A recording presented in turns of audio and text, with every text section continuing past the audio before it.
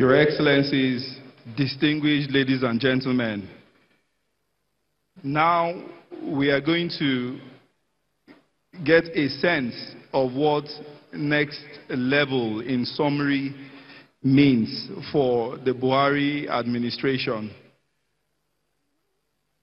The chairman of our colloquium is His Excellency President Muhammadu Buhari, and is ably represented by His Excellency the Vice President of the Federal Republic of Nigeria, Professor Yemi Osinbajo, who we must now please stand up as we welcome him to come give his remarks. The Vice President.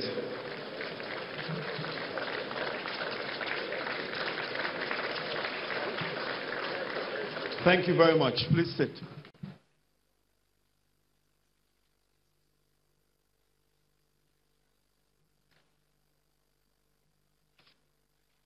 Honoree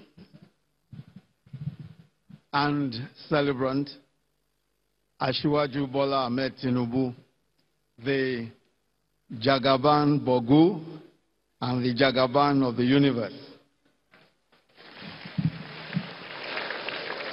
and his dear wife, herself a notable political phenomenon, ranking Senator Oluremi Tinubu,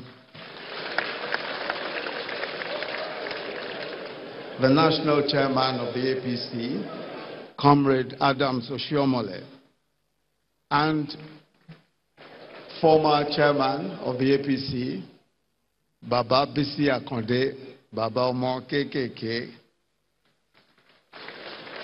all other leaders of the APC here present, Your Excellencies, governors of various states present, led by Governor Akinwumi Ambode, our chief host, His Excellency Abdulaziz Yari of Zamfara State, His Excellency Mohammed Abubakar of Bauchi State, His Excellency Abiola Ajimobi of Oyo State, His Excellency Adegboyega Oyetola of Osun State, His Excellency Kayode Fayemi of Ekiti State, His Excellency Oluwarotimi Akeredolu of Ondo State, His Excellency Governor Lalong of Plateau State, former Governor of Osun State, Ogbeni Rauf Aregbesola, the Governor-elect of Lagos State, Mr. Babajide Sanwo-Olu,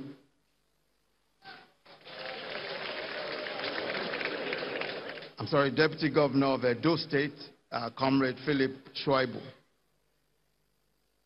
members of the National Assembly present, members of the Federal Executive Council present, service chiefs, and I believe the Inspector General of Police in particular is here, Your Excellencies of the Diplomatic Corps, our Royal Fathers present, Imperial Majesty the Oni of Ife, Oba Ogunwusi Ojaja II,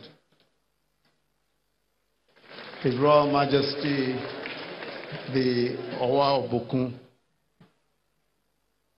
who is also present today, His Royal Majesty the Ewi of Ado-Ekiti, Oba Rufus Adejugbe, His Royal Majesty the Oshemawe of Ondo, Dr. Victor Kiladejo, His Royal Highness Kitaro II of Bogu Kingdom, Barrister Mohammed Dantoro, His Royal Highness the Honor of Abaji, Dr. Adamu Baba Yunusa, and all the representative of my own Kabiesi, the representative of the Caribou of Remoland, the Alado of Ado, His Royal Highness Oba Amisu Sholagbade Tijani,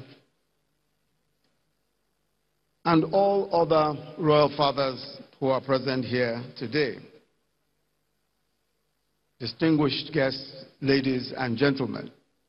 We are here for the 11th edition of the Bola Tinubu Colloquium. This is a yearly development gathering, a yearly gathering where we try to question and interrogate some of the difficult questions on economic and social development, not just in Nigeria, but across the world. We do it in celebration of a man who has spent the last 30 years of his life in creative and catalytic public service. He has, from his days as governor of Lagos State, provided clarity of thought and vision, pioneering vision in all aspects of governance. He's not a lawyer, as many of us know, but there are few Nigerians who have provoked so many legal controversies and constitutional challenges, resulting in several landmark judicial rulings, especially in the area of federalism and what today is loosely described as restructuring. Many of us know, of course, that he's not an engineer, but a lot of his vision is what is responsible for what we see today in Lagos. The BRT, many know the bus rapid transport, the Lekki Industrial Zone, even the Eco-Atlantic project, which is a private project, but which he initiated as governor of Lagos State. And of course, the reform in the tax system of Lagos State.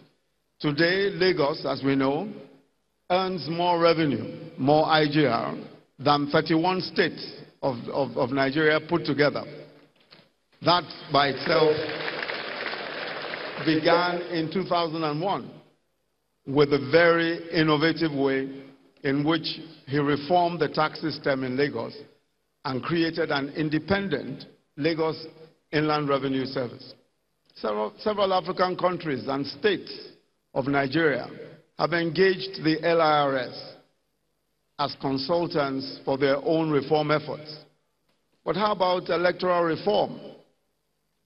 In 2007, when our party, then the ACN, was rigged out of elections in Osun, in Ekiti, in Ondo, and in Edo State,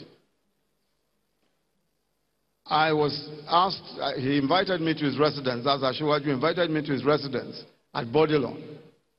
And he said to me, the only way by which we can possibly reclaim the states that have been taken away from us by this rigging is going through the courts. And he said to me that the only way is by proving that there was multiple voting. In other words, proving that a few people simply thumbprinted ballot papers, dumped the ballot papers into ballot boxes, and they were counted in favor of the opposition, then of course the PDP. He then said to me that the only way we can do this is by somehow, he says, I don't know how you are going to do it, but somehow proving by forensic evidence that this is exactly what happened. I said to him, I said, Asiwaju, look, nobody has ever proved an electoral case, an electoral petition by forensic evidence. There's just no history of it. He said, and I said, what is even more?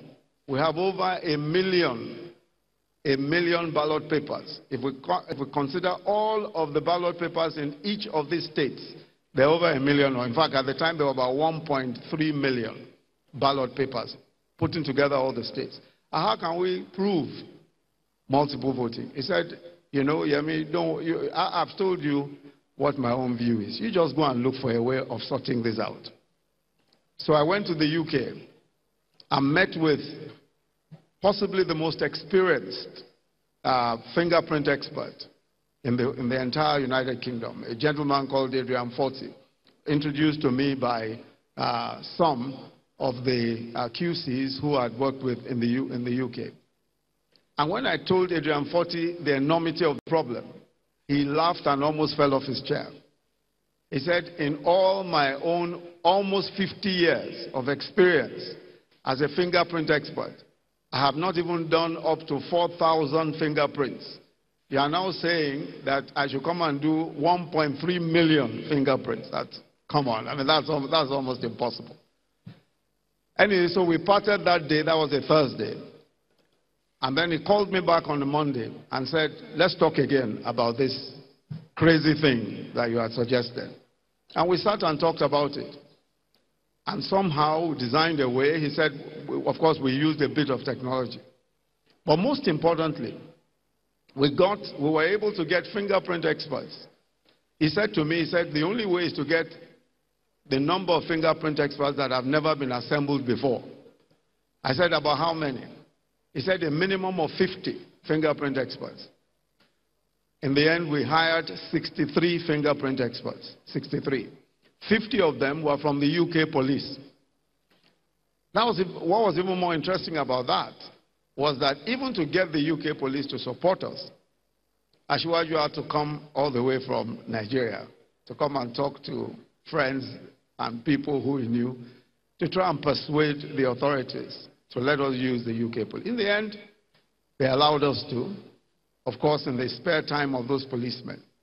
And we got an additional 10 policemen. Altogether, 63 policemen working flat out for almost 6 months. We were able to put together for the first time, definitely in the history of electoral petitions anywhere in the world, we were able to put together a solid forensic case that showed that all of the places where we were defeated, it was on account of multiple thumbprinting.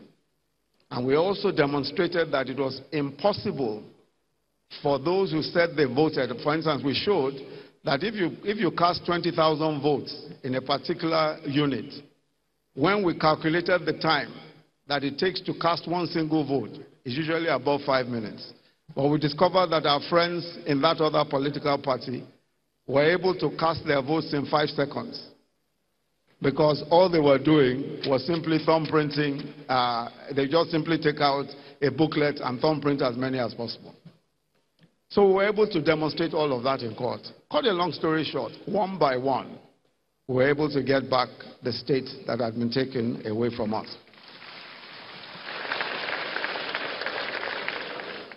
The only way by which that could ever have been achieved is surely not just by the vision, but by the determination of the leader of our leader at that time.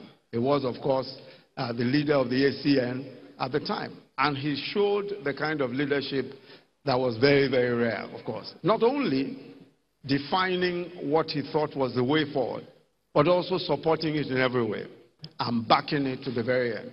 The last state that we finally won was Osun State. After almost 3 years of battling, we finally won Osun State. And I think that, one of the things that you will say that all of us will agree with about our celebrant today is just that his dogged attitude, his refusal to accept no for an answer. Asiwaju also pioneered merit in cabinet appointments in particular. And I want to emphasize this because one of the major drawbacks that we have as a nation is that way by which we are blindsided into thinking that we can avoid merit and expect to achieve great things. We simply cannot avoid merit. I think Asiwaju demonstrated in the years when he was governor that political appointments, especially cabinet appointments, he simply looked for those that he considered the best possible material at the time, wherever they were from. So for the first time in the history of Lagos State, we had cabinet members from other parts of the country, beginning with other parts of the Southwest. Rauf Aregbesola, of course, is from Osun State. I from Ogun State. Wale Edun from Ogun State. Athawari from Delta. He became the first commissioner for lands. Lai Mohammed from Kwara State. Dele Alake from Ekiti State, and so many of us. For the first time, we appointed judges from other, in fact, I've forgotten Ben Akaboize. Ben Akabueze, of course, from Anambra State, was Commissioner for Economic Planning and Budget after Yemi Cardoso, and for several years after that, he served as Commissioner for Budget and National Planning. But also judges, the appointment of judges from everywhere else in the country. Justices Onyabo and Justice Sibyl Nwaka were both appointed to be judges of Lagos State. There is no other state in the country except some states in the north where you've seen the appointment of individuals from other states. And Asiwaju pioneered that. Just picking the best people, no matter where they're from, is a very important part of our story as a country. So every once in a while, I think that history gives us one or two persons who are gifted, transformative leaders. And I believe that our country has been gifted by this great transformative leader, Asiwaju Bola Ahmed Tinubu. I believe very strongly that this man's political trajectory has only just begun. He's a man who has tremendous giftings, and is a man who I believe God has a great plan ahead for. I pray for you, Asiwaju, that as your days, so shall your strength, so shall your wisdom, and so shall your favor with God. In Jesus' mighty name, amen. I'll just say a word or two about the next level. As you know, the expression next level itself was our political campaign slogan in these last elections. And what we were saying was simply that there was a next phase to what our country had seen. There are many who would say that there were several things that were promised in 2015 which had not yet been realized. But I think the best way of putting it is to simply say that our country, for the first time, is experiencing a type of leadership that is bound to lead us to where it is that we have purpose for ourselves as a government. In my view, the honest leadership, a leadership with integrity of our President Muhammadu Buhari, is a very important component of getting anywhere at all in all of our development plans. I've said before at the last colloquium that Nigeria's main problem is not a lack of ideas, is not a lack of projects or programs. It was most of the time, especially with the leadership in the past, was a lack of integrity in leadership. And corruption in particular was the reason why we were finding it difficult to make any progress. And I explained that that's why we earned $383 billion in 4 years, 2010 to 2014, the highest ever in the history of our country, the highest ever. And yet, Lagos-Ibadan Expressway, not done. Lagos-Kano Rail, all of what is being done today, not done.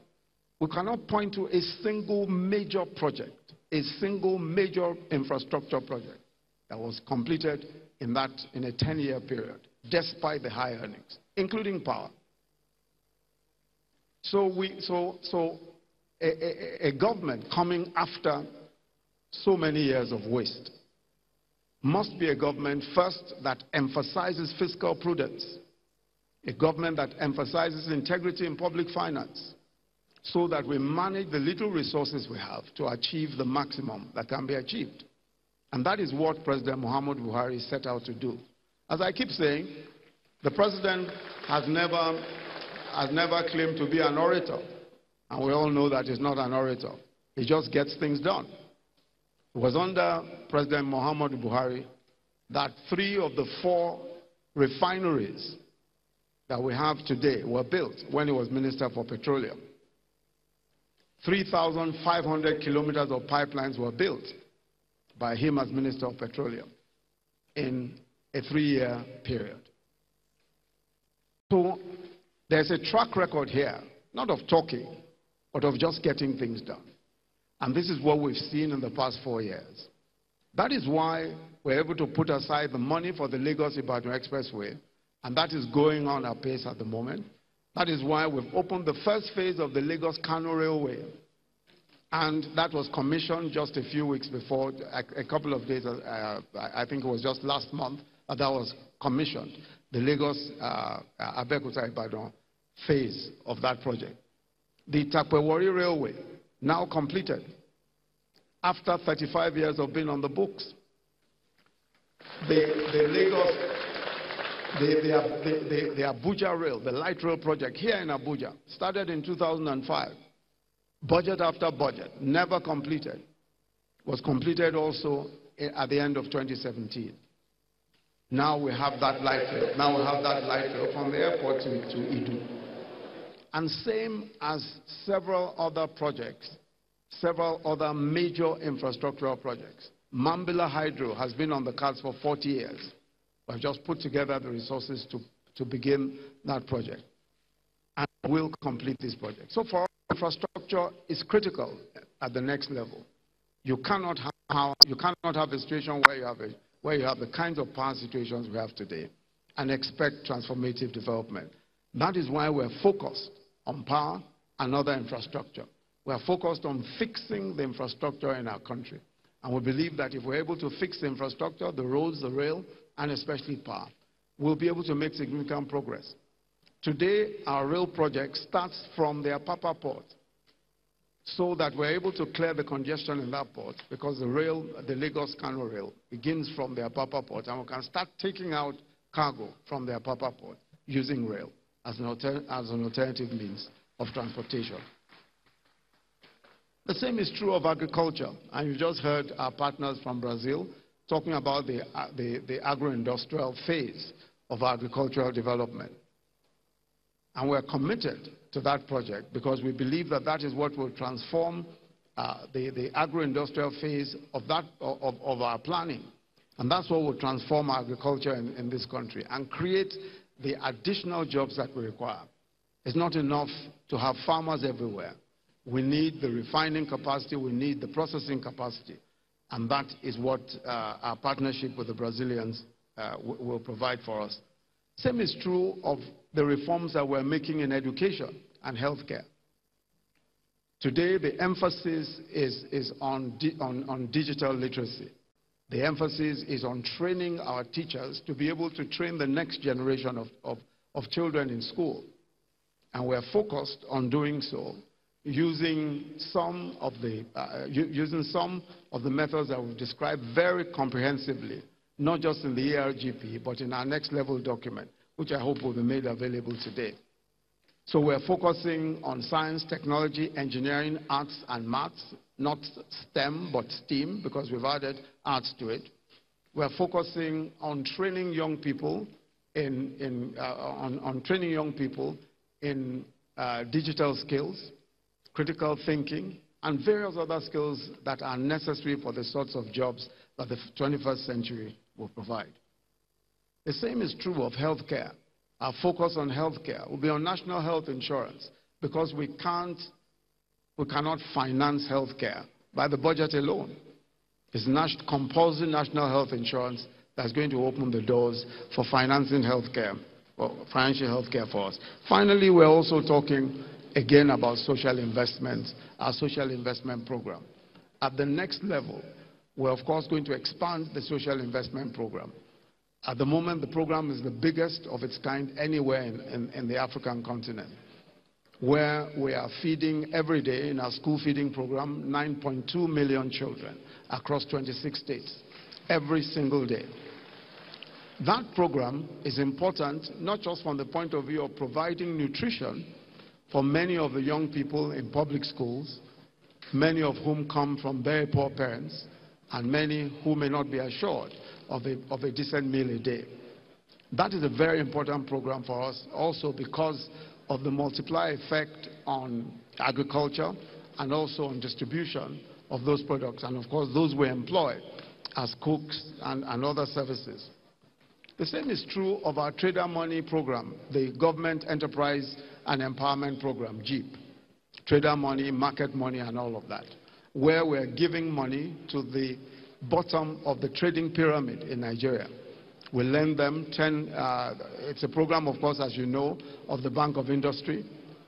We lend 10,000 naira to this bottom of the pyramid traders. Once they repay, we give them 15,000 naira. All of this is done on an electronic platform and is on their mobile phones. And they get 15,000 naira when they pay back 20, 25, all the way up to 100. The same is true of our market money, which we give to cooperatives. And we've done, so far, trader money almost over 1 million, and market money, which is to the cooperatives, almost 500,000. And we intend to expand the scope of that. We also intend to expand the scope of our N-Power program, which is our jobs program for young people, young graduates coming out of school and some non-graduates. At the moment, we're engaging 500,000 of such young people and paying them every month. Most of them now have a device such as I have, which contains training materials for enhancing their employability skills. And that device also helps us to track several things that we want to track, and also helps them to provide services, especially survey services, marketing, research and marketing services to people who may engage their services. We intend to expand that program because we must expand the program. 1.7 million people come out of school and are looking for jobs every single year. We're able to bridge that gap with engaging 500,000 of them as soon as they get out of the youth corps. But we need to expand that. If we don't expand it, of course, the numbers continue to increase. So the next level promises to be exciting. It promises to be as challenging as possibly where we're coming from. But as the President has said repeatedly, we have no other focus, we have no other commitment but the progress of this country. And we will ensure that step by step we get to where it is that we promised the country that we're taking the country to. So I want to say to you all that the next level is for all of us. And I urge that all of us cooperate to take us to this next level. So on behalf of the President, Muhammadu Buhari, who I represent here today, again I'd like to wish Asiwaju Bola Ahmed Tinubu a happy birthday and say thank you all very much for making the time to come to this event. God bless you all.